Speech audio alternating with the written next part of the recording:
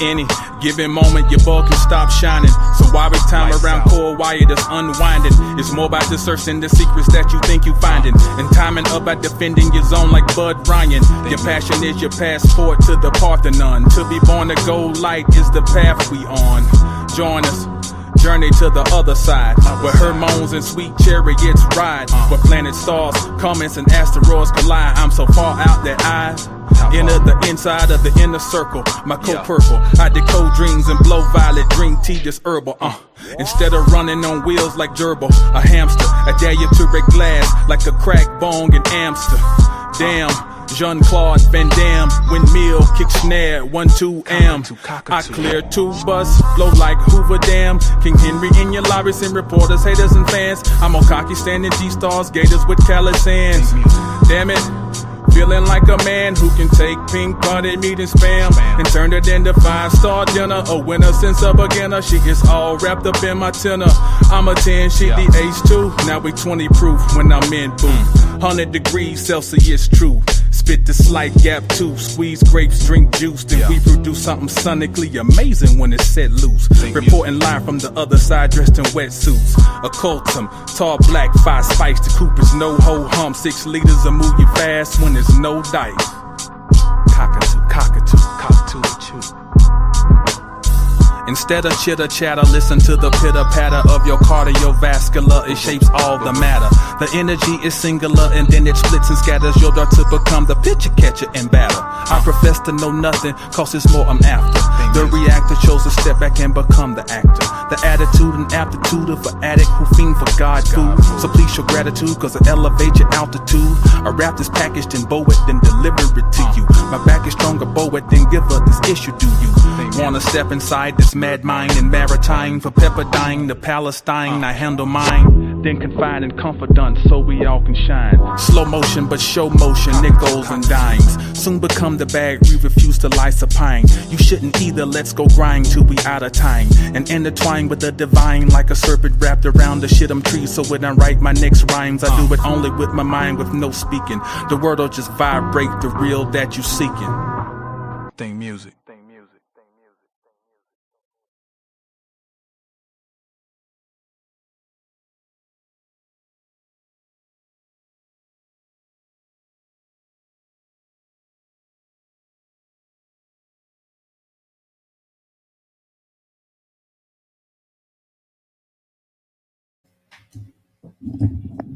Peace, peace. Hope all is well out there in the world. Thank y'all for tuning in.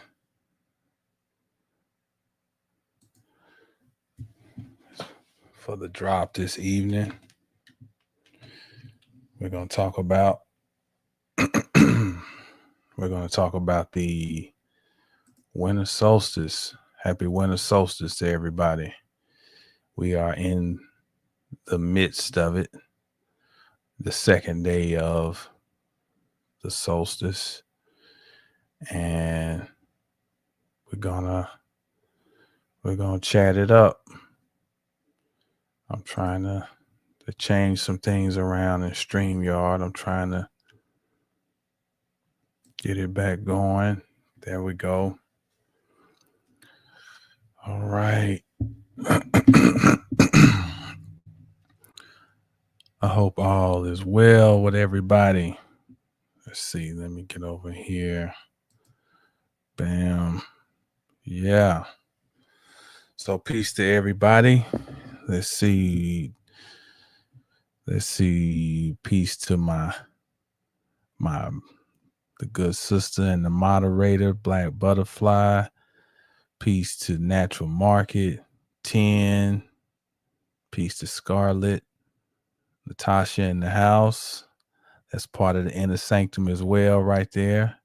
Tony in the house. Peace. Yeah. All right. So hopefully some of the other normal listeners or watchers will drift in here. But we're going to get it going. anyway and talk about this the winter solstice, and I'm just thinking, dang, that maybe as usual as I get on when I do StreamYard, peace Natalia. When I do StreamYard, I always end up thinking, well, damn, maybe I should have done Zoom. But if I do Zoom, I can't get all my other little things I got on StreamYard.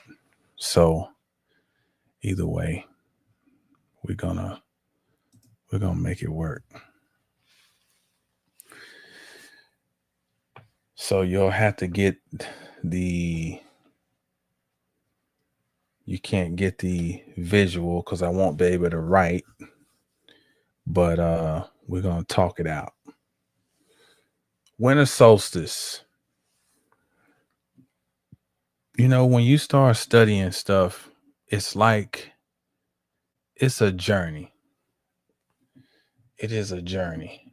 And at one point of your journey, you'll be at a certain level of awareness and truth, you know? And then you'll keep going. If you're doing this thing the right way, you'll keep going. Peace, Shauna. If you're doing this thing the right way, you'll keep going and your perspective will continue to shift and expand and grow. And you might even disagree with a version of yourself of a previous timeline. It's just, you know, it's a being a student is to be a Morpheus. And a Morpheus means to be without shape. But at the same time, you're always being shaped and formed. You're being shaped and formed, but at the same time, you remaining shapeless. And so let's go back in time about 13 years ago, and I discovered a brother by the name of Ishaka Musa Barashango.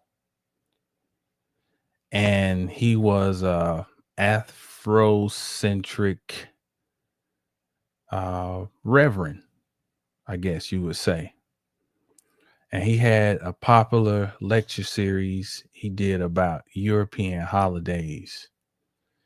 And he's part of, I guess what we would call Black Consciousness 1.0.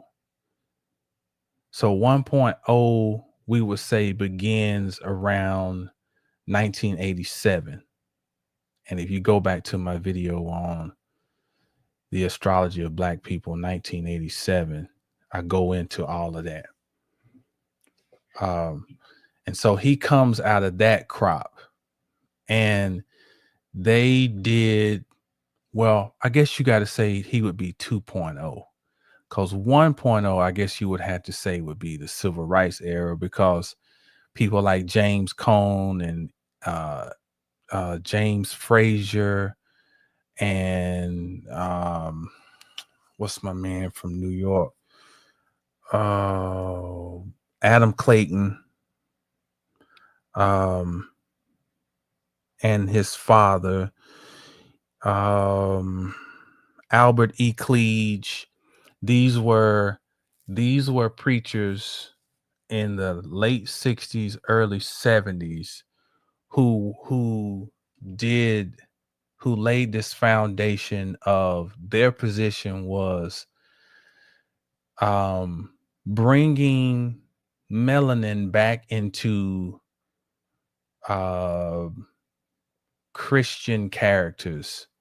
So they were still under the behest that the Bible was a historical work, but that, hey, we're going to identify the fact that these land masses that are associated with these key points in the Bible, that these people had to have been melanated. So they did that job, which was radical at that time, which was just like, oh, that's unheard of. That is like going against the grain. And then people like Ashaka Musa Barashango would stand on their shoulders because he would go further and go into a more, I guess, from his vantage point, historical breakdown of the way we celebrate holidays. And so when you're younger in your consciousness, you're like, yeah, look at this. We all these pagan, we throw around words like pagan, okay? And we associate pagan with European and Roman and Catholic and all these other things, not knowing that pagan is a name that was grafted upon ancient people who still held on to um, practices and knowledge from antiquity. And you throw a name on them called pagan to try to categorize these people, okay? And to try to villainize or vilify the traditions that were still acknowledged and held on to. Because if you can vilify, then you can nullify. Okay. So we start seeing that the thing here of misrepresentation and erroneous categorization. But people deal with the knowledge that they have at that time. So what he was presenting, Barashongo, was radical. Because it's like, here you running out here and you celebrating Christmas, you celebrating Easter and da da da, and he's showing you how it's driven by a capitalist system that is having a heavy hand in your oppression. And it's like, wow, never looked at these things like this before. But you keep growing, you keep studying. And the more you dig into this stuff, you realize that the word nuance is important to have and remain as a part of your lexicon. And a part of your consciousness. You always have to be thinking from a nuanced point of perception. Because perception is how I'm seeing things. And when we see things through the lens of nuance, it always helps us to have a more evolved perspective. Because perception is what I'm seeing. Perspective is what I have seen. Therefore, I have developed a philosophy or a truth. And so you keep growing and you keep studying and you come to realize that these holy times of the year might have been co-opted, but it does not change the fact that these are still significant points in the cyclical clock that we live within. And the ancient man recognized these points and venerated, ritualized these times of the year to continue to seed the subconscious mind with the understanding of the greater complexity of what was going on. And then as time goes on, these things become forgotten. They get watered down. They get propagandized. They get flipped, and then we're left with a quagmire of confusion, misconception, lies, so forth. So what we want to do here in this little mini lecture is try to take a more careful assessment make a more careful assessment of this and to see how it ties into our reality. But before I go on, I want to bring to everyone's attention, peace that crazy. I want to bring to everybody's attention that today, the 23rd through 11:59 p.m. Central Standard Time, December 31st, I have a sale going on my 2025 forecast readings. The forecast reading is one that allows you to create an outline for the upcoming year. And it's just like when we write a book. To write a book, you just need an outline. And then when you get your outline, you write a series of essays, and that's a book. That's how simple it is to write a book. Oh, peace to your grandmother's spirit. Oh man, she transitioned on during the solstice. That's a heavy exit, you know. That is of serious significance. Makes you wonder if she completed something significant. But yeah, this the 2025 forecast reading is a way for you to get an outline for your year upcoming, because you get to see the major ingresses and how those ingresses will affect you. Ingress just means when planets move into new signs, and we have some big time changes coming up in 2025, you know. So take advantage of that. 20% off. You go to my website, 720astrology.com, 20% off the 2025 forecast reading. All right. And tonight, I'm going to be referencing a few things, but one is going to be some of my own literature that is a part of my bundle on my website. Get my bundle, go to my site, and you click on 720 Sacred Teachings, and you can find my bundle, and you'll be able to get the literature that I'm going to read from tonight, and we're going to do our best to piece this thing together. So I'm going to really break this thing down as far as words that we normally don't even consider. For example, winter. We just use that word, but do we ever stop to wonder, where does the word winter come from? So when we deal with the etymology of the word winter, it traces back. That family of words means to look at, to see, an object of vision. Out of this family, we get the Sanskrit word Veda. Okay. And the Veda, you're probably familiar with the Rig Veda and the other Vedas. Veda means knowledge. Also, out of this family, we get the Greek root eidos, eidos, and that means to form.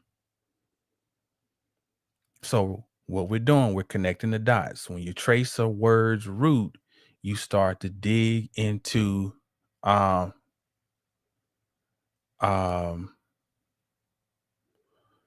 when we trace that word's root, we're digging into its DNA.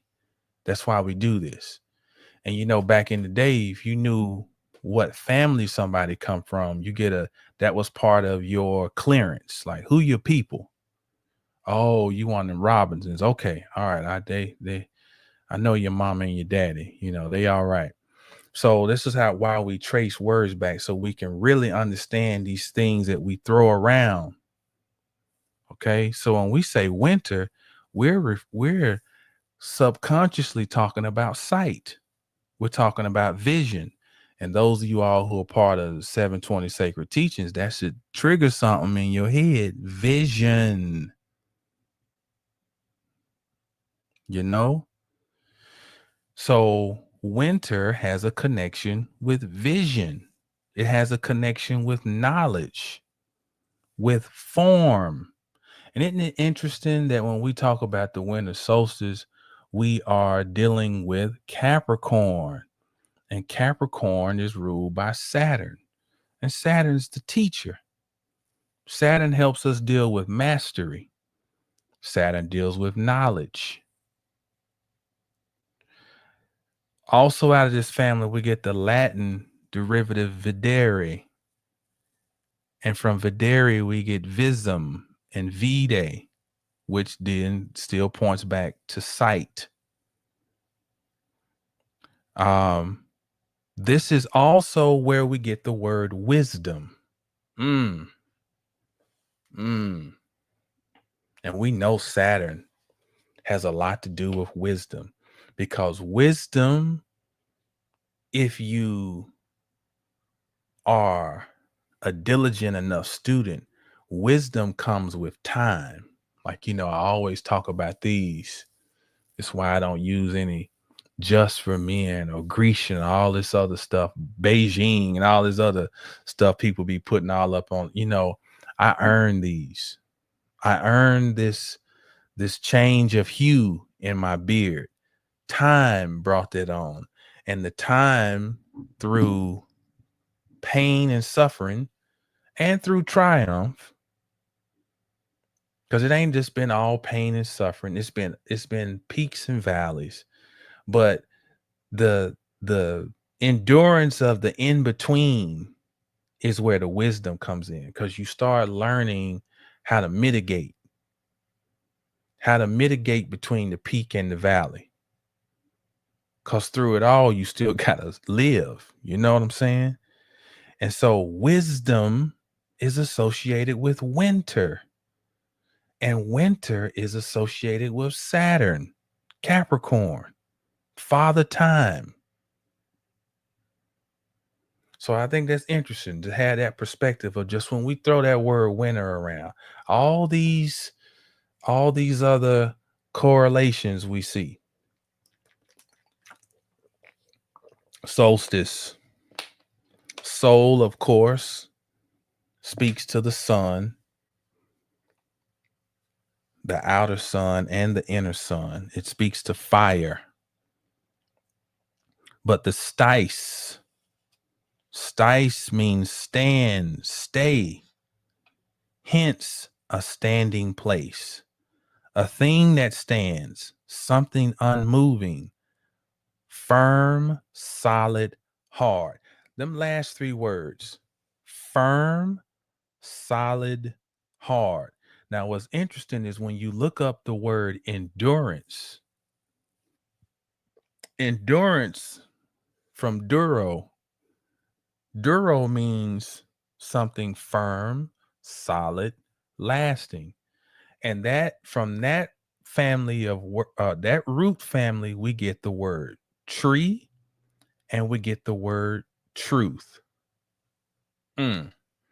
Because the truth is firm, it's solid, it's hard, and it endures, it lasts. So whenever we have that stice and ST words naturally are associated with Saturn. So even the summer solstice or solstice still has the input of Saturn because of that standing, still, steady, stable. Those ST words, stick, stuck, they are pointing towards Saturn. Something firm, something lasting. And it's about truth, because Saturn will make you identify the truth.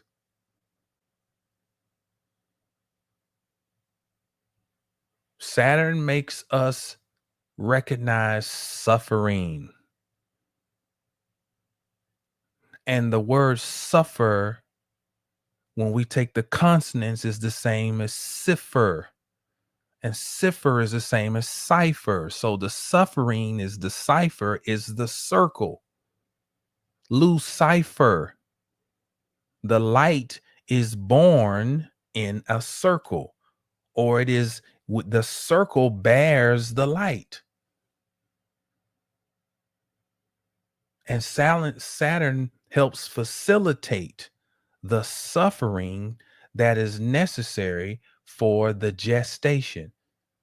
All mothers suffer through their pregnancy because they're bearing the light. And they suffer as they bring it forth. This winter solstice is definitely one that has a lot of us dealing with the concept of suffering. The concept of having to identify and realize what's firm, what is lasting, what is standing, what is steady, what is stable. In other words, making us identify our truth, or what is the truth? What is the overall truth?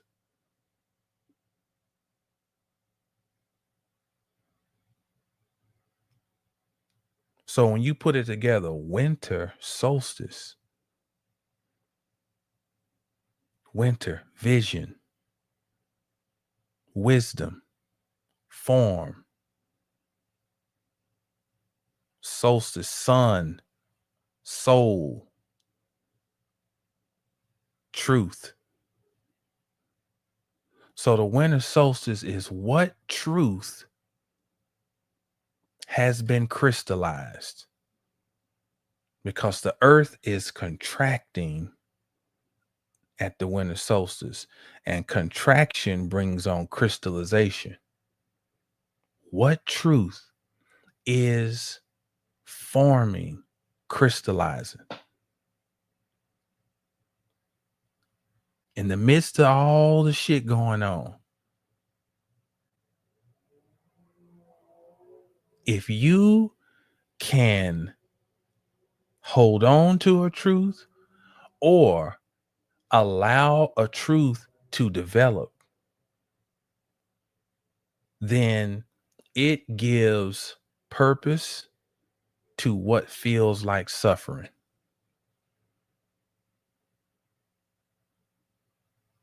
It gives purpose to it.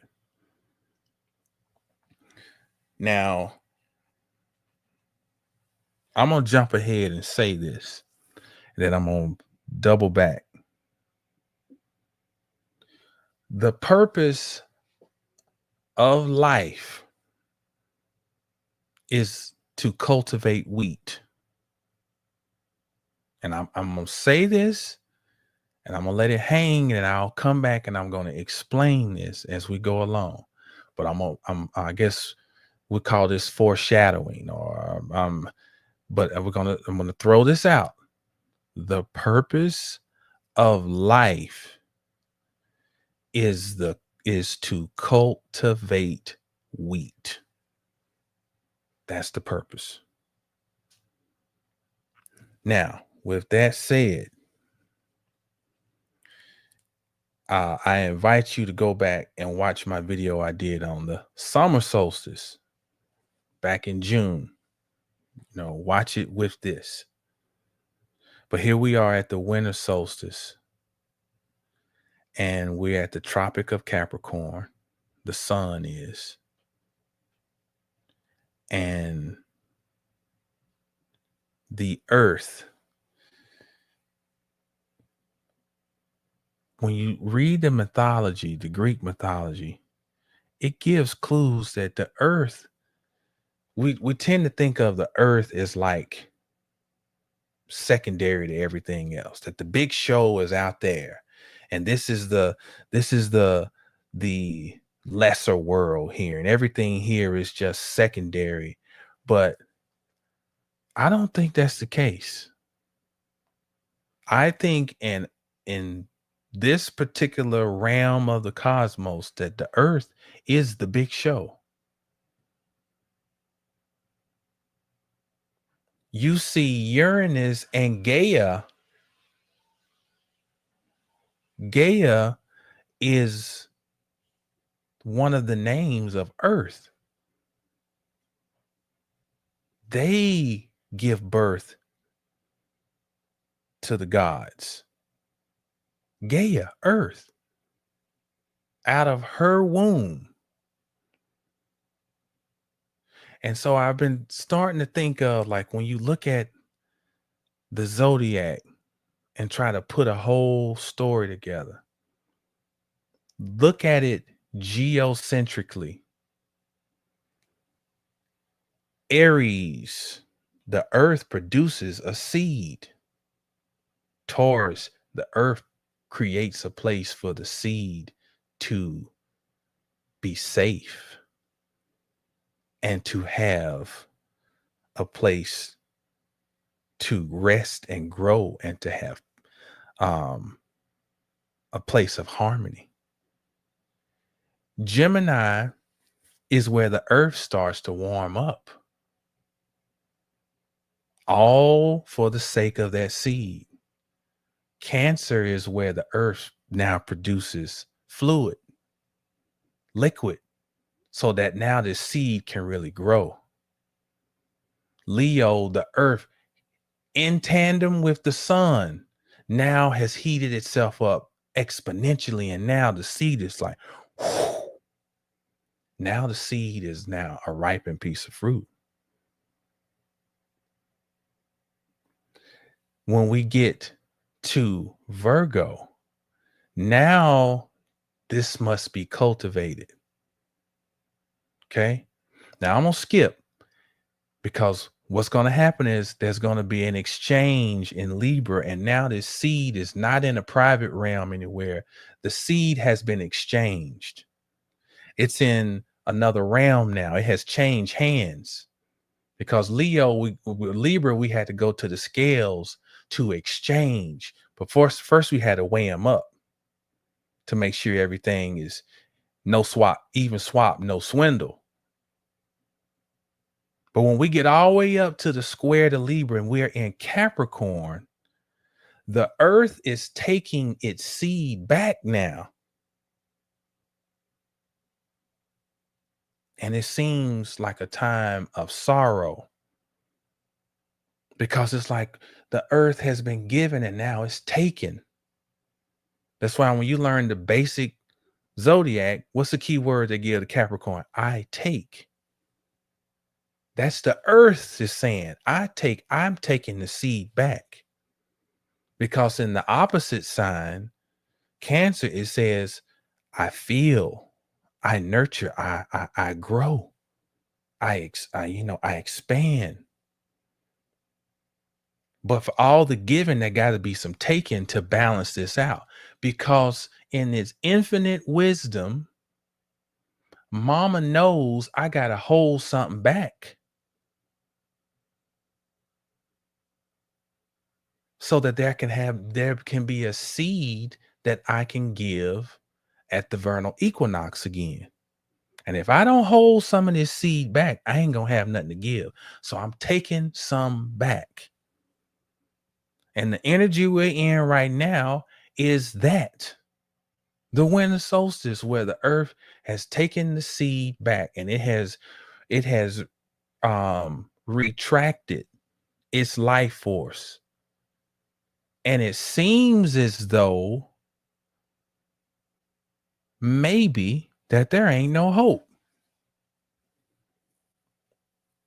Maybe there ain't no life, because the earth has contracted. But hidden in the contraction is the crystallization that's going on. There's stuff going on behind the scenes that we can't see. Okay. And as the earth sinks dormant, the sun is struggling right now. And the sun is sitting in its tomb for 3 days. Today is number 2. Tomorrow is number 3. And then on the 25th, what we call Christmas, the sun will come out of its grave. And what happens starting the 25th is that the days slowly start to get longer in the northern hemisphere. Slowly, piece by piece, bit by bit. Oh, it's climbing. It's climbing. And you know, the goat is associated with Capricorn. And that goat, its feet, its hooves can split. And when it's going up these impossible mountain faces, it has the ability to latch on, and has a spring in its knees to where even if it has to fall, it can absorb the shock, but it is designed to climb. So the sun takes on the nature of the goat at this time, and it's slowly climbing bit by bit. And if you know a Capricorn, they will build their shit step by step, steady we go. And they will climb, and you'll look up, and they have done something magnificent by utilizing their time. So the sun is, you know, the sun's having to discover its own truth. It needs to be in this place of detriment by the time it gets to Aquarius, but still, you know, basically in Capricorn, this ain't its place, you know, and it's having to reestablish its truth, reestablish its intestinal fortitude. All right. So at the summer solstice, John, the forerunner, which we refer to as the Oak King, is the star of the show. When we get to the winter solstice, Christ, or the Holly King, is the star of the show. Because John at the summer solstice says, I must decrease, he must increase. So John at the gate of man in Cancer is making the descent, representing spirit descending into matter, which is symbolized through the Hebrew letter shin. Because when spirit as fire or flame is thrust into water, it goes shh. And the n at the end represents what has to happen, because the n, or the nun in Hebrew, is the fish. So spirit doused into matter must now swim like a fish and begin to swim upstream. When we get to the winter solstice, it is the equivalent of the fish now moving upstream. It has devolved. Now it is evolving. And the sun coming out of its grave is the evolutionary cycle of it now building its legend. This is the time where legends are made. This is the time where teeth are cut. This is the time where we become who we are supposed to become. When your back is against the wall, Everything's against you. Here you are, this blazing ball of light, but you're been doused into a freezer. Everything around you is working against you to try to put your light out. So collectively, there's a lot of feeling of that in the world. But we must remember that the purpose of life is to cultivate wheat. Remember that. Remember that. You might be thinking you were just talking about the sun and what they got to do with wheat. Stay with me. We're going to break it down. At the winter solstice, at the end of it, legend has it that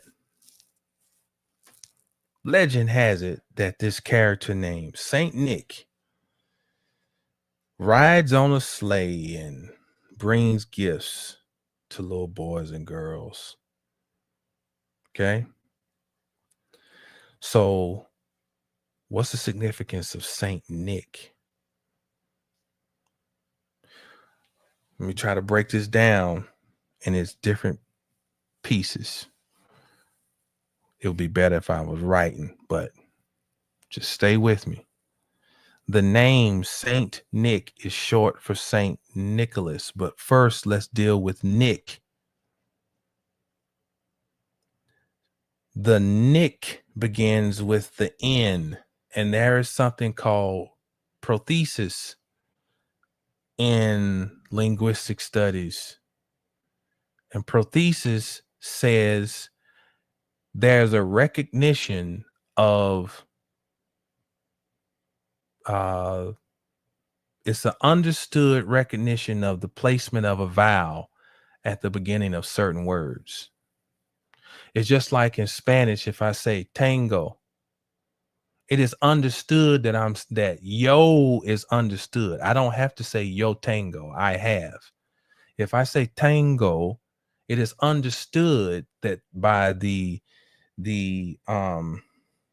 conjugation that yo is understood to be there. Okay. So when I pronounce the N, it is understood that there's a vowel that is present for me to be able to pronounce the letter N.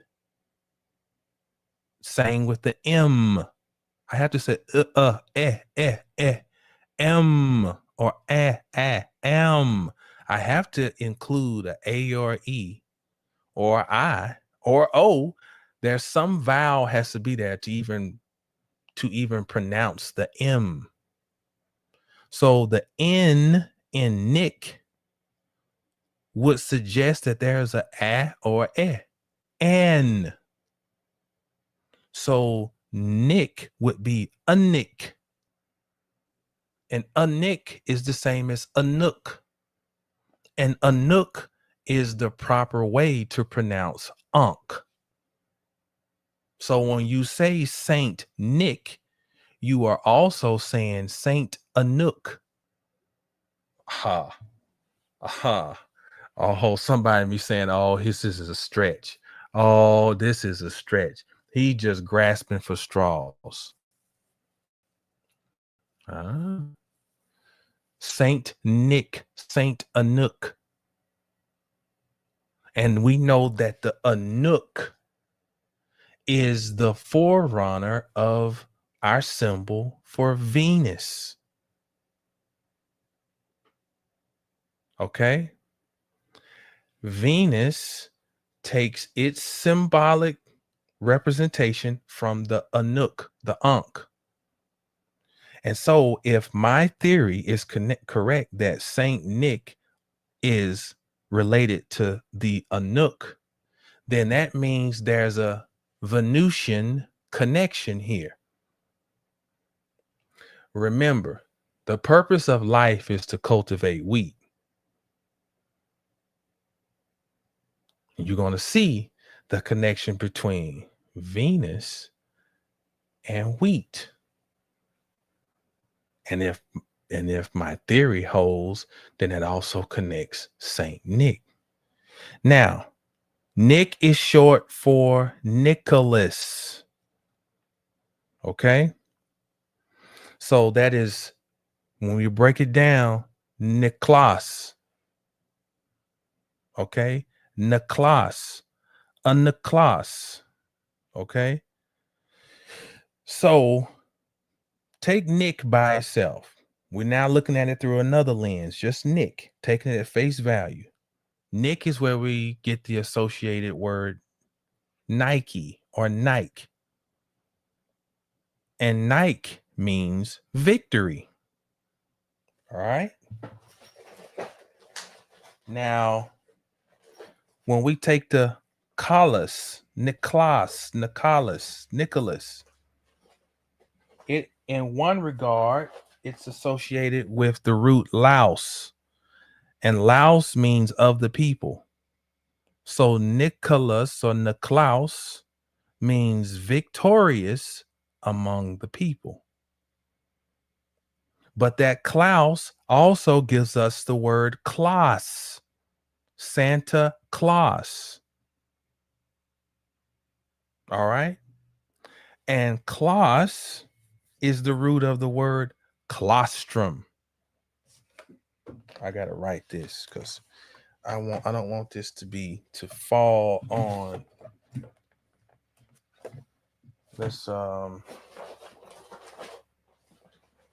Let's see here. Find me a decent pen.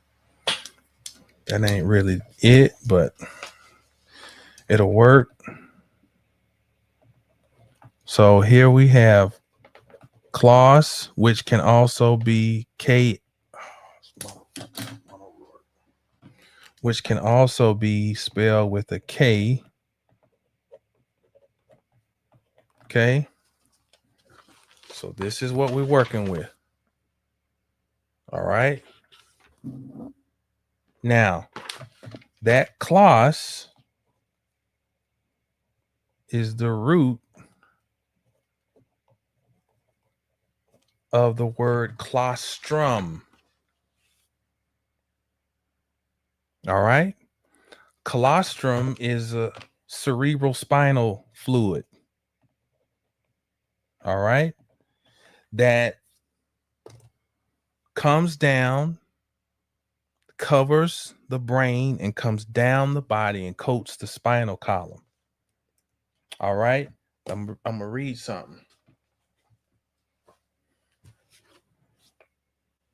No, but first, before I do that, let me talk about the other form of colostrum, and it's spelled this way. What I'm doing right now is we're dealing with phonetics. In other words, when words sound alike through what is called bird language, they're giving you clues. They just don't sound alike for nothing. Francine, you already, bam. You already with it. You caught it. Because the first colostrum is cerebral spinal fluid. The second colostrum that I wrote, the colostrum, is the first milk that's produced from the lactating mother. So that when the newborn baby emerges, the first milk it gets is colostrum. Now, what is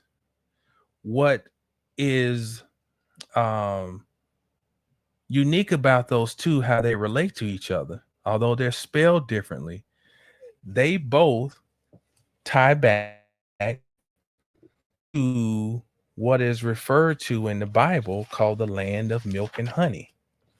Because if you ever see breast milk, then it has a somewhat golden look to it.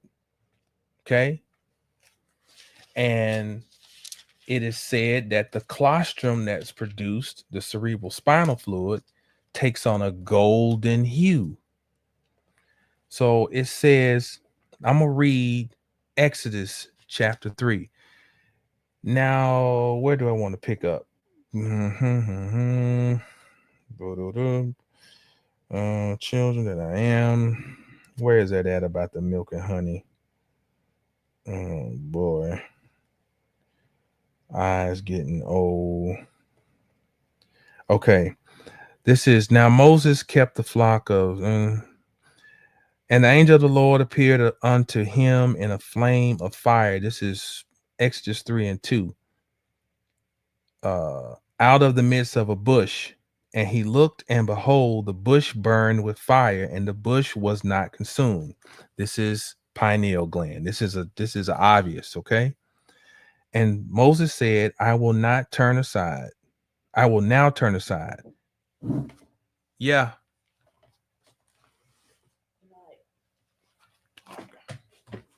Are you? Oh, I thought she was on the phone. You all right? Yes, sir. Everybody else is asleep. Oh, okay. You put them all in? Yeah. Okay, thank you, honey. Good night. Love you. Sorry, I thought you were on the phone. Oh, no. Oh, no. I'm going to be there. Okay. Okay. Love you. Love you. Good night.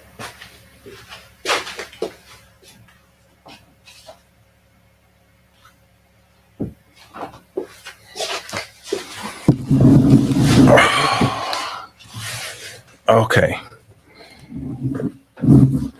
Putting all my babies to bed. So, okay. It said, where was I? 4. And when the Lord saw that he had turned aside to see, God called upon unto him out of the midst of the bush and said, Moses, Moses. And he said, here I am. Let me skip down because this is taking too long. Where is it? Verse 8. And I am come down to deliver them out of the hand of the Egyptians and to bring them up out. Listen to the language. They're up on a mountain. Okay.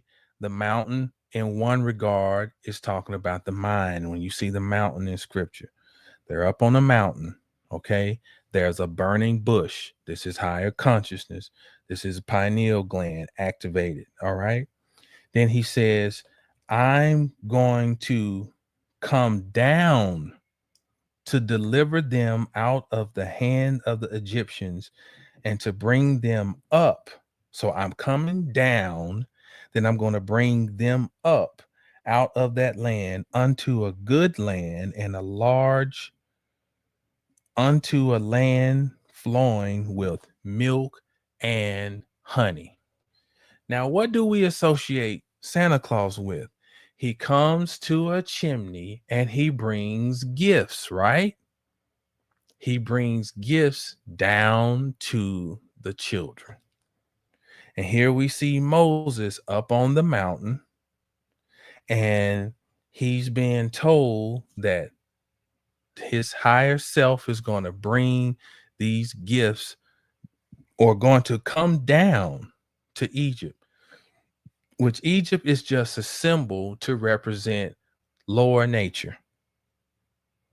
I'm coming down to Egypt and I'm going to set them free and bring them up to the land of milk and honey. And that milk and honey is talking about colostrum and colostrum. All right. So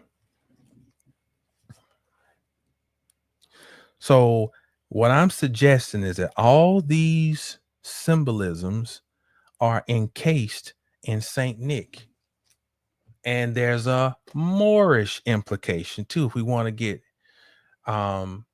historical. In the Netherlands, they have a ritual where they celebrate Black Peter. And Peter is said to be the helper of Santa Claus. But check this out. When we break down the word Peter, you will see that Peter is not the helper. Peter is Santa Claus. And what my theory is that what was going on is this, because in Europe, there are several festivals where Europeans dress up in blackface. And it is not no Al Joseph type of degradation It is veneration. They are venerating because when you go and get J.A. Rogers books and you see where you have the Moors on the coats of arms or the family crest, this is veneration. So they venerate Black Peter in the Netherlands. Okay. But it is told to us that, yeah, y'all on it. That's right. Pedro Negro in Spain and Mexico. That's right. You know, and so, but here's the blind though. So you always got to be a little bit of game got to get thrown in. Now, so listen to this. Legend holds that Saint Nicholas was born at Patara in Turkey. Now listen to the place, Patara. Okay. Now the Pa linguistically means to protect and nourish. To protect and nourish. Now, if we just stop right there and let our minds expand,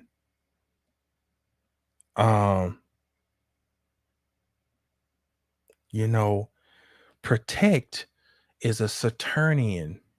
It's a Martian word, but let's just think from the standpoint of parenting and think of the axis, the solstice axis between the Tropic of Capricorn, the Tropic of Cancer, that the protection would more so apply to Saturn. And the nourishment would more so apply to Cancer and the moon. Saturn and Capricorn, protection.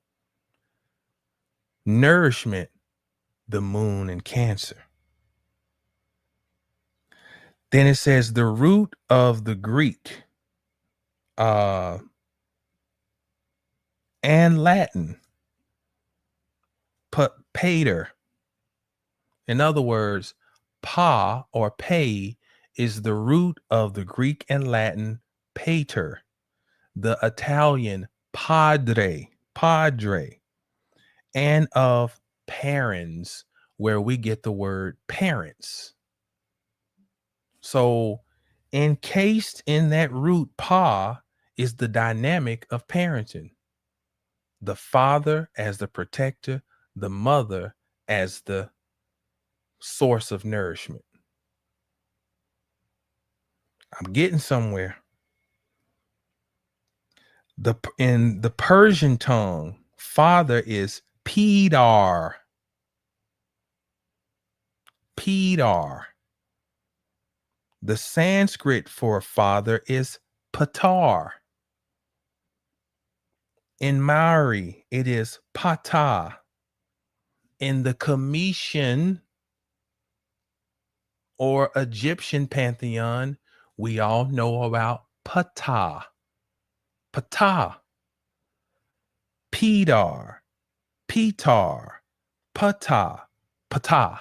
And from Ptah, we get Potter, Potter, because that's what Ptah was, the grand potter who made itself out of the fabric of the cosmos. And whenever we talk about fabric or clothes or tents, we're talking about the feminine anatomy.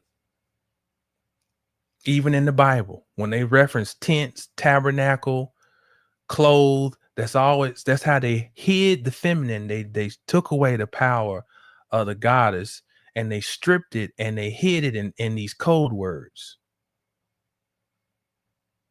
Those are terms for the vagina. So Ptah molded itself out of the cosmos. So Pa or P in any language meant parent, protector, feeder. Protector, again, that's Saturn, Capricorn. Feeder, that is the moon in Cancer. In Italy, the festival of Saint Nicholas was called Zapata, and Zapata means fire father.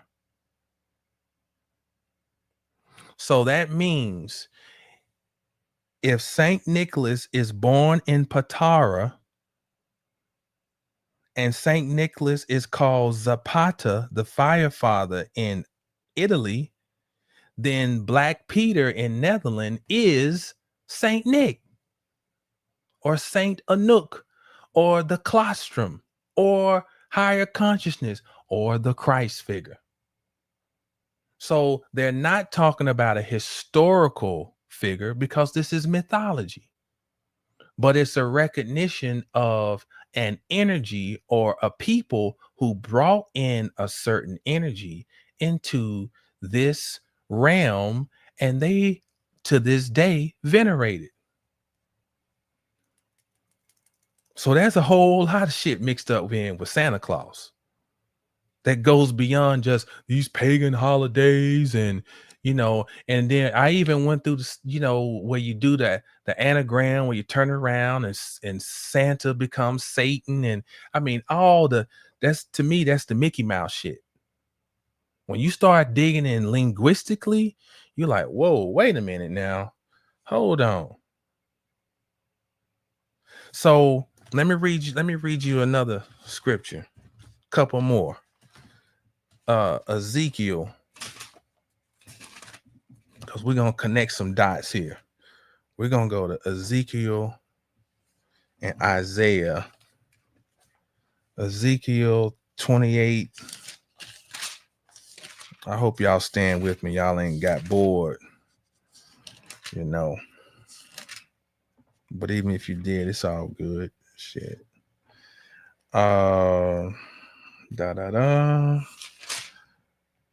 13. This is Ezekiel 28 and 13.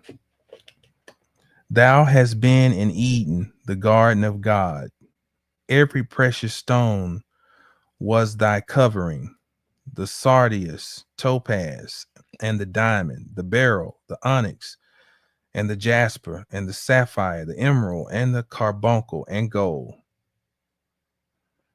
The workmanship of thy tabrets and of thy pipes was prepared in thee in the day that thou wast created. Thou art the anointed cherub that covereth, and have set thee so. Thou wast upon the holy mountain of God. Thou hast walked up and down in the midst of the, listen to this, in the midst of the stones of fire. Thou wast perfect in thy ways from the day that thou wast created, till iniquity was found in thee. Now, so think about this. We said that what we're looking at the summer solstice is John says, I must decrease. And at the summer solstice, we come through the gate of Cancer, which is matter. And he's like, my material self must decrease. Okay, so that spirit can rise up in me. This story here is pointing back to the fall, which is imminent at the summer solstice, because that's the next big show that's coming. It's fall. And so this is the story of Lucifer, who was like, you had all this potential, man. You had all these diamonds and everything was in place, and you were high on the mount. And then look, iniquity was found in you. See, these things are written so dramatically that they'll lure you into the story, and it'll make it hard for you to capture the essence. This story is talking about spirit devolving into matter. The iniquity is the fall from that state down into this realm. Okay, go to another one. And all this ties in to the winter solstice, because all this stuff is working this axis. It's the axis between the summer solstice and the winter solstice. The summer solstice creates the devolution. The winter solstice brings it to a head. We have fallen as low as we can fall. And now there ain't nowhere to go but up. That's the okay. So Isaiah 14 and 12, because it ties in with the Ezekiel. It continues the whole story of the fall from grace. So chapter 14 and 12. How art thou fallen from heaven, O Lucifer, son of the morning? How art thou cut down to the ground, which didst weaken the nations? For thou hast said in thine heart, I will ascend into heaven. I will exalt my throne above the stars of God. I will sit also upon the mount of the congregation in the sides of the north. North. I will ascend above the heights of the clouds. I will be like the Most High. And so, of course, we are taught that this is something wrong. You know, but what is all this thing is explaining is the journey of consciousness. That's all it is. And the trick is for us to get trapped into the story and arguing over the historicity and you know, but the story really is about you. And the story of Santa Claus at the winter solstice, or the Holly King, or the birth of baby Jesus, or the all of that is about you. It's about you. It is about your soul renewal. It's about the renewal of your physical vessel. It's about the renewal of your mind. It's about the cultivation of wheat. Now, Saint Nicholas calls Zapata fire father. Okay. And a symbol for this, as in the supreme father, is the peacock. Now, the peacock. Now, for those of you all who tuned in for my lecture I did on the almond, the mystical almond, seed of chaos and order, you know, I talked a lot about the peacock in there. This is Carter Kia. He's accompanied by the peacock. Okay. And the peacock coincides with the coccyx bone in our body. And the coccyx bone sits at the very bottom of our spine, at the bottom of the sacrum, at the base of the spine. Now, here we have a character named Santa Claus, who's called the Fire Father, also the Supreme Father, who's associated with the peacock, and he comes in through a chimney, and the chimney would be here. But he has a connection with something way down here, which is the coccyx, which the peacock, coccyx, that's the correlation. The coccyx would represent the fireplace that Santa Claus comes down to.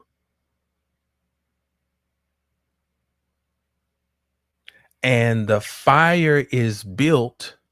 And what happens when a fire is built? Smoke rises up.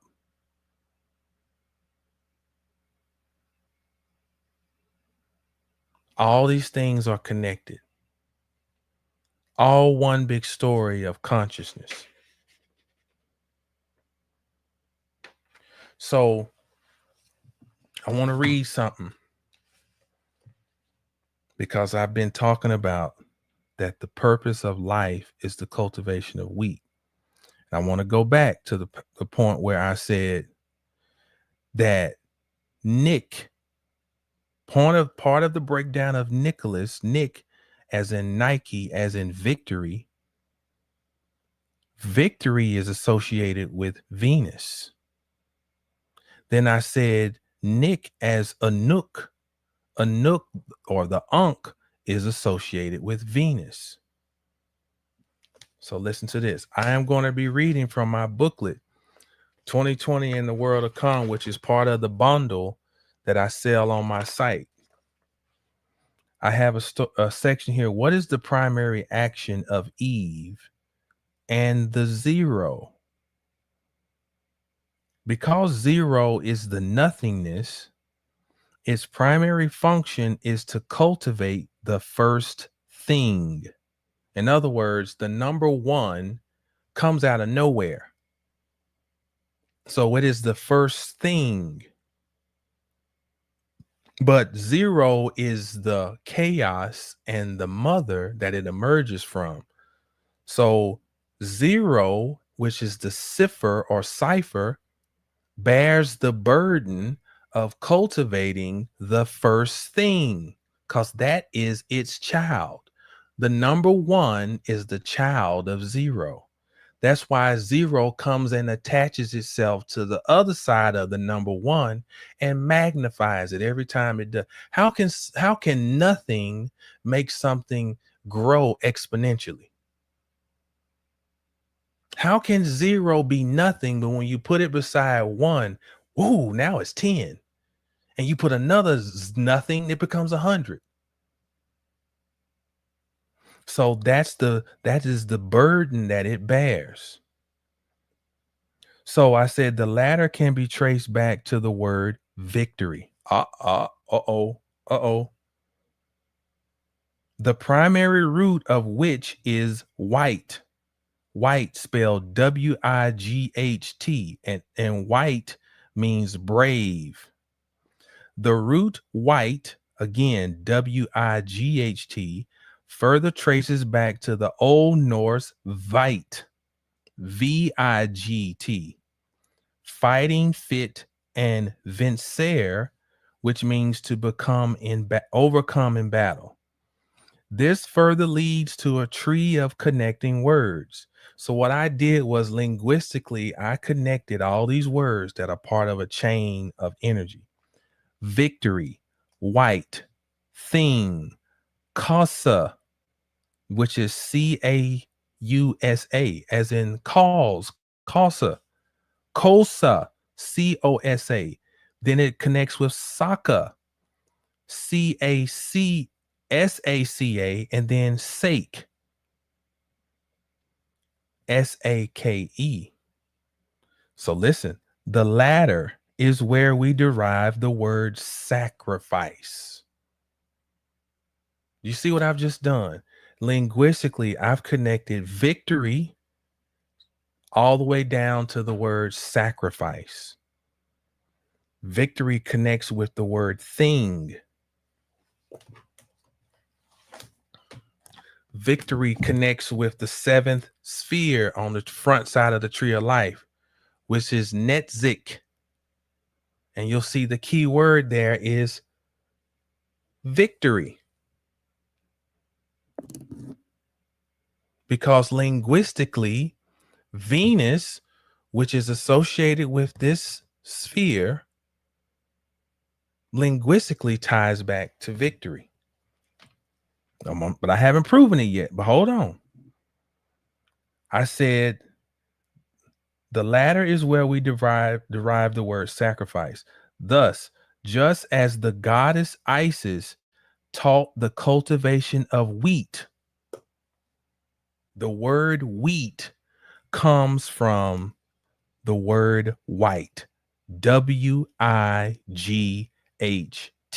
Remember, I've already showed that victory, white, thing, casa, cosa, saka, sake, they're all part of a linguistic chain. And so wheat means coincides with white and also with the victory. With Venus, so does zero, nothingness, teach the cultivation of the one through sacrificing it. This is why we see in so many myths, the male deity is sacrificed and the mother lover left mourning. However, because the sun cohort is her offspring, she too suffers. Hold on. So the purpose of life is to cultivate wheat. The oldest couple is Isis and Osiris. Every movie makes a reference to them, especially if it's a love story. Even action movies make a reference because someone ends up having to go down into the underworld. Cartoons, from children movies, Lego movie, Emmett falls down into a mine. Super Mario movie, Mario falls down into he's trying to go and do a plumbing job, and he falls down into these worlds. They play it out. The Osirian story, going into the underworld, is played out over and over. So they are a key template that we reference. So I am now going to read from the Celestial Ship of the North. Okay, I want to read a couple passages. There is a Kamite legend of Isis and Osiris living together in paradise in peace and happiness until Osiris became possessed with the desire for the drink of immortality, in the search for which he fell. Osiris is the reputed discoverer of the vine, which is seen in the deacons of Virgo and Isis. Virgin of this sign was the discoverer of wheat, branches of which she carries in her hand.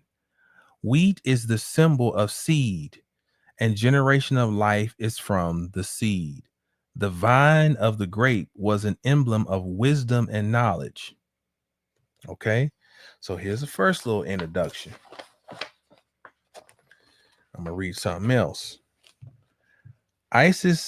Osiris Isis, as the great Kabir of Egypt, was said to have revealed wheat by producing it. All right. So let's go to something else here, just to keep. Where was that at? 12.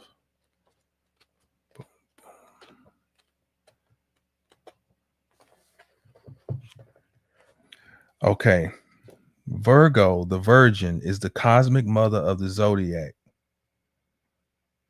and from most ancient days has been depicted holding a child in her arms, typical of the advent of a new era. And from this has become the signature of the Immaculate Conception. The child is a symbol of the new humanity which the mother lifts up to the light.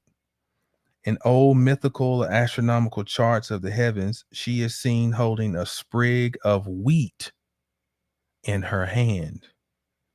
Wheat grows in every country in the world and has never, like other fruits or cereals, been discovered in a wild state. It has defied every effort of scientists or botanists to trace it to its origin, indicating that it was originally not a product of the earth. The Virgin Mother of the celestial heavens holds in her hand wheat, symbol of divine food, which is within the reach of all. And in Hebrew, I'll add that the word for divine food is manna, and manna adds up to 91. And then when we reverse it, Eve, which represents life, Chava, her name adds up to 19. So she's the reverse of manna. So she is the divine mother who projects herself down here into this reality to feed herself. The Magi, who were astrologers, always knew precisely the time. No, let me skip down to this. The manger is found in the sign of the summer solstice, the constellation Cancer, which has been called the gate of the sun, through which souls were said to descend. It's what I've been, listen to this, which is what was called the gate of the sun, through which souls were said to descend from their heavenly home to earth. Just as at the winter solstice in December, they were said to return to their heavenly or celestial home, the constellation Capricorn, the other gate of the sun. Skipping down, in the story of the birth of Jesus, as given in the New Testament, an unusual emanation of light is anticipated. This would manifest through the sign, Virgo the Virgin, the great cosmic mother. Virgo holds the seed of wheat and coincides with Bethlehem, meaning the house of bread. So the bread represents spirit. Spirit represents the baby Jesus, represents Christ consciousness. And the purpose of life is to go cultivate wheat. So then the purpose of life is to grow the baby. That's why when we looked linguistically, we found this connection with Pa that talks about parenting as an institution. That is one of the most magnificent things to participate in, is literal parenting, because you are cultivating wheat. But even if you don't have children, you are still parenting because you're cultivating your own soul. It is the wheat, because the wheat is the thing that emerged from the nothingness. The wheat represents the sacrifice that we must make for the light to be cultivated. But it also represents the victory that is inherently ours, that is it is within our grasp.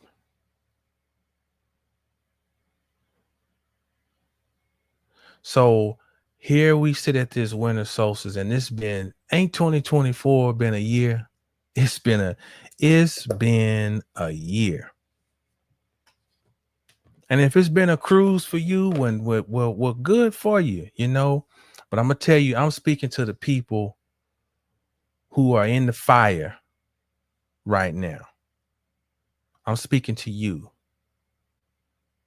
And I'm encouraging you that hopefully this exchange or this presentation has reminded you of how cosmically this drama was set up to remind you of that the shit you may be going through, that the sun still comes up out of the grave, and that you are still here to cultivate wheat. That's the purpose. That's why you can't check out. That's why you can't delete yourself, because you might delete out of this timeline, but we're talking about cosmic shit here. And cosmically, we are under the behest to cultivate wheat.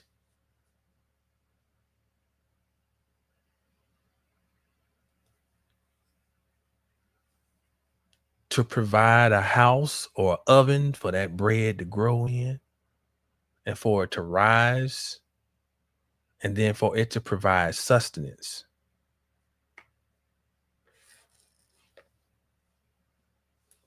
And sometimes it ain't about finding a purpose in a linear form. I want to say that. Like, because, it might be like, well, Jamal, it looks like you got your purpose, your purpose, but what's mine? Your purpose, my purpose, When we simplify this thing, is to cultivate wheat. So that means whatever you're going through, how do I turn it into food? I must turn it into food because the book says they can't find no origin of wheat. And it just so happens that this is found all over the earth. It is the divine manna. So obviously a source of food was placed here. Now we're elevating this symbolically to say that this lets me know that I automatically have purpose because divinity put food here.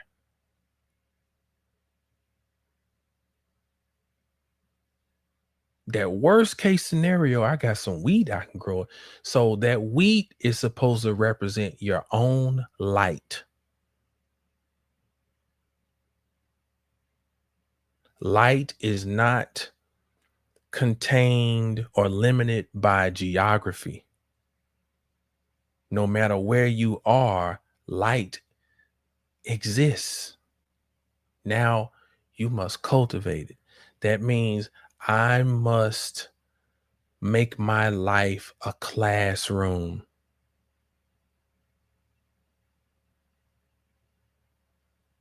Now, different layers of and levels of purpose will emerge and show themselves. But initially, I just need to remain in the space of everything happening in my life is food. I must make it food and not allow myself to be food. I must create my own food. I got to make this some kind of way. This shit got to become a buffet for me. And if I don't lock in on this mindset, then I become food for something else to feed on me. And that shit ain't cool. Don't be nobody else's meal. Fuck that shit.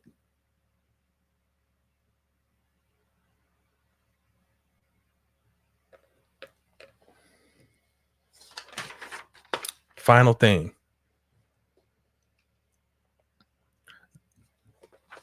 This time of the year coincides with a harsh aspect of the tree of life, which is Banah, the third sephira or sphere. And Banah adds up to the number 67, which 67 reduces to 13, and 13 reduces to 4. And 4 is a number of form, and 4 is a number that really resonates with Saturn, because Saturn forms and builds things, and 4 also can box things in, which can create a feeling of limitation. Banah symbolically is referred to as the barren mother, specifically when it is referenced as Amma, Aleph Mem Aleph, Amma. Amma is the barren mother. But when we add spirit in there and it becomes Aima, now it is that mother who was previously barren is now pregnant with spirit. Right now, this is the Banah or Amma phase. But as we come to the end of the solstice, we're celebrating the Aima, because what appeared to be barren now has shown signs of there's life stirring in the womb. And this is why when we go to these scriptures, we find these barren women. Sarah was barren, Rebecca was barren. The wife of Manoah was barren, and she's the mother of Samson. Hannah was barren. I think that's the mother of Samuel. Elizabeth was barren, the mother of John. All these women were barren, and they gave birth to these great leaders, these prophets. Sarah gives birth to Isaac. Rebecca gives birth to Jacob, I think. Manoah gives birth to Samson. Manoah's wife. They never give her name. Manoah's wife gives birth to Samson. Hannah, Samuel, Elizabeth, John. So we can glean something from that. These women could not bear seed. At least it appeared that way at first. And here we are at this time of the year where it just may seem like shit just well, it might just seem like shit ain't like issue after issue coming at you. And I've been around here whining about my own shit. Then I hear about some of the other things other people got going on. And I'm like, damn. you know, people are dealing with shit right now. Okay. But we need to take some of these stories and these mythologies and use them as a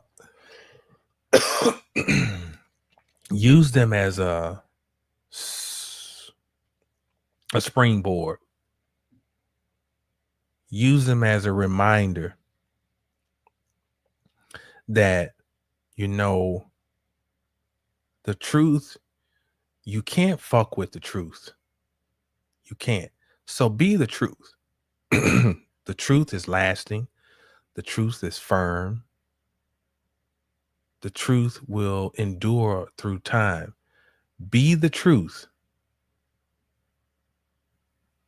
That's one thing you can be, regardless of whatever's going on. Be the truth. The truth is unfuckwittable.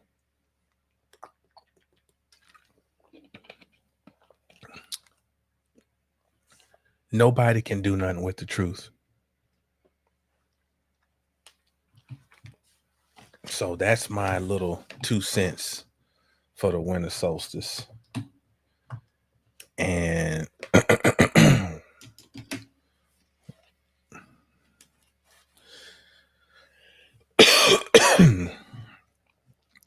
Ty said, the truth is all that is, ain't nothing else, period. That's what it is.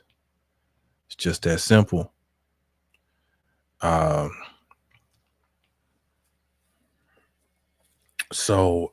Yeah. We'll get ready to, just a reminder. Man, a little frog done try to get in my throat. Thank you, Dad Crazy. Yeah, I'm on the other side. Just holler at me when you're ready, So we'll chop it up.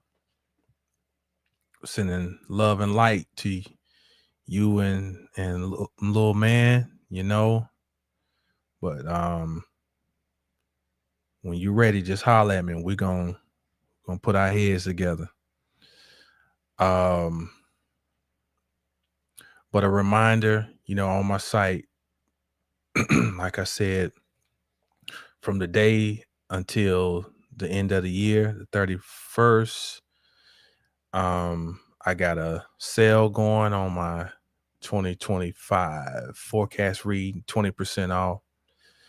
And for those of you all who are members of 720, you get even more love. Your discount is ongoing. But for those who might just want to cop a reading, that's something that you want to take advantage of here in these next few days. And, you know, I got a host of other things that I offer on my site to enrich you and help you throughout your evolutionary process, including my bundle. And I gets it right out to you. I gets it in the mail to you, and it's packed with love. You'll see when my stuff arrives. You know, we try to do things high quality around here. But that's really all I got. I'm trying to think, is there anything else I need to? I covered everything with that. I don't know if there's any other announcements I need to make. It was something else. Oh man. But I think it's all good. But it's what time is it? It is, oh man, it's already midnight over here. Let's see. We might throw on some, switch it up here. We might throw on some. I think I already played whatever I had. I'm gonna throw this on because everybody wasn't on here. We're gonna throw something on if y'all want to switch it up real quick before I get off. This is I don't think I've played this on here before. Let me and I'm assuming y'all want to hear something. If, you know, what the hell? It's free shit. Just throw some of this. Cockatoo with you. Sometimes you just gotta talk. Yeah, think music. Yeah. At any given moment, your ball can stop shining. So why waste time around core wire that's unwinding? It's more about the searching the secrets that you think you finding, and timing up at defending your zone like Bud Ryan. Your passion is your passport to the Parthenon. To be born to go light is the path we on. Join us. Journey to the other side, where hormones and sweet chariots ride, where planet stars, comets and asteroids collide. I'm so far out that I enter the inside of the inner circle. My coat purple, I decode dreams and blow violet, drink tea just herbal. Instead of running on wheels like gerbil, a hamster, a diatoric glass like a crack bong in Amster. Damn. Jean-Claude Van Damme, windmill, kick snare, 1-2 am. I clear two bus, flow like Hoover Dam. King Henry in your lobbies and reporters, haters and fans. I'm on cocky standing G-stars, gators with callous hands. Damn it. Feeling like a man who can take pink potted meat and spam and turn it into 5-star dinner. A winner since a beginner. She is all wrapped up in my tenor. I'm a 10, she the ace too. Now we 20 proof when I'm in boom. 100 degrees Celsius true. Spit the slight gap too. Squeeze grapes, drink juice. Then we produce something sonically amazing when it's set loose. Reporting live from the other side dressed in wetsuits. Occultum, tall black, 5 spikes. The Cooper's no ho hum. 6 liters will move you fast when there's no dice. Cockatoo, chew. Instead of chitter chatter, listen to the pitter patter of your cardiovascular. It shapes all the matter. The energy is singular and then it splits and scatters your dart to become the pitcher catcher in battle. I profess to know nothing, cause it's more I'm after. The reactor chose to step back and become the actor. The attitude and aptitude of an addict who fiend for God food. So please show gratitude, cause it elevates your altitude. A rap is packaged in Boet, then deliver it to you. My back is stronger, Boet, then give her this issue, do you? Wanna step inside this mad mind and maritime for Pepperdine to Palestine? I handle mine, then confide in confidant so we all can shine. Slow motion but show motion, nickels and dimes. Soon become the bag we refuse to lie supine. You shouldn't either, let's go grind till we out of time. And intertwine with the divine like a serpent wrapped around the shit I'm tree. So when I write my next rhymes, I do it only with my mind with no speaking. The word will just vibrate the real that you seeking. Think music.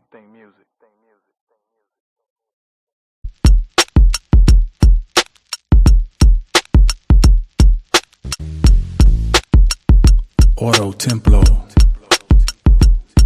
I Had a dream that I was laser focused like a blue beam, piercing minds to show infinite things, like the inside of the inside where the bird sprouts his wings and flights forces form inside perfect design storms. Man is not afraid to think outside established norms. If conforming got you charmed, and with you I've got qualms. We are not destined to exist as slaves, and we are fed wisdom through a cord from mama's nave.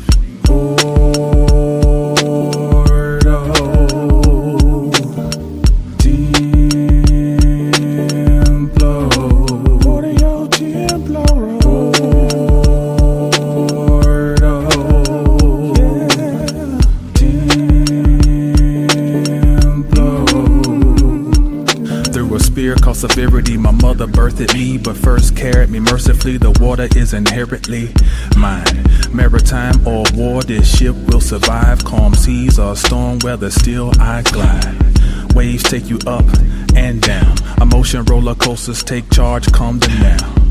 You're the captain of your soul. How can you be moved when you're working your plow?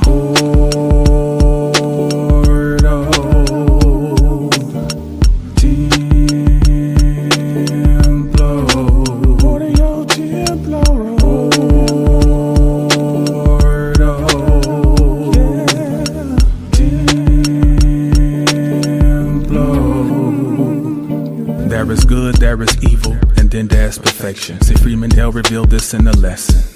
That's the great pyramid of Egypt. You only fell cause you knew that you would be up. Unfinished souls come back to earth for a re-up. Not to worship paper and search for the fleece up. Ease up on the physical. Limited eyesight and think critical. While automatons slowly become digital. Mass actors are underneath are pitiful. Facades are awful hard to maintain with X-ray vision. See the inner parts. The word.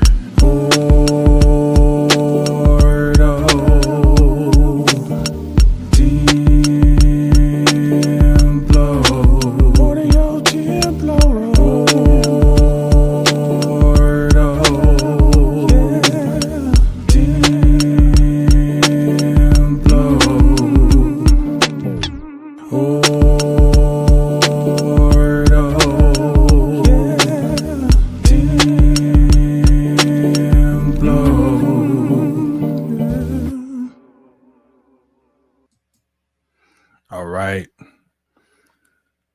Y'all stay down till you get up. And when you get up, stay down. And as always, know the stars to know yourself. And I appreciate y'all for tuning in. And again, just trust that your purpose provides your protection in the midst of whatever.